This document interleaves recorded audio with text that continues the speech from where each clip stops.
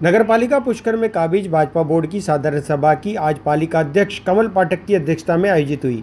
दोपहर को 2 बजे पालिका परिसर में पालिका के सभा भवन में आयोजित बैठक में 4 प्रस्ताव सर्वसम्मति से 4 मिनट में पारित हो गए, जबकि पुष्कर के इतिहास में पहली बार पालिका बोर्ड की साधारण सभा की बैठक में विपक्ष नदारद रहा, जो कि चर्चा का विषय रहा। ईओ बनवारीलाल मीणा ने पालिका अध्यक्ष कमल पाठक के आदेश पर चारों प्रस्ताव बोर्ड की बैठक में रखे। बैठक में मौजूद सभी पार्षदों ने चारों प्रस्ताव को सर्वसम्मति से पारित कर दिया। आज की बैठक में कुल 4 प्रस्ताव थे और चारों प्रस्ताव जो है वो सर्वसम्मति से पास हुए हैं।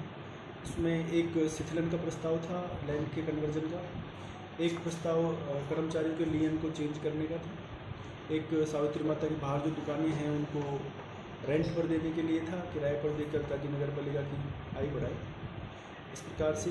और इसके अतिरिक्त एक पार्षदों ने एक ज्ञापन दिया था कि एक बैठक जो है विशेष ब्रह्मा कॉरिडोर जो बन रहा है उसके संदर्भ में विचार विमर्श के लिए बुलाए, तो सदन की सहमति से उस पर भी विचार विमर्श किया गया और उसमें भी ये निर्णय लिया गया कि जो भी सुझाव नगर पालिका के पार्षद देते हैं या नगर पालिका के क्षेत्र के लोग देते हैं जो पालिका के संज्ञान में आते हैं, तो उन प्रस्तावों को जो है उचित टेबल पर नगर पालिका प्रशासन भेजेगी।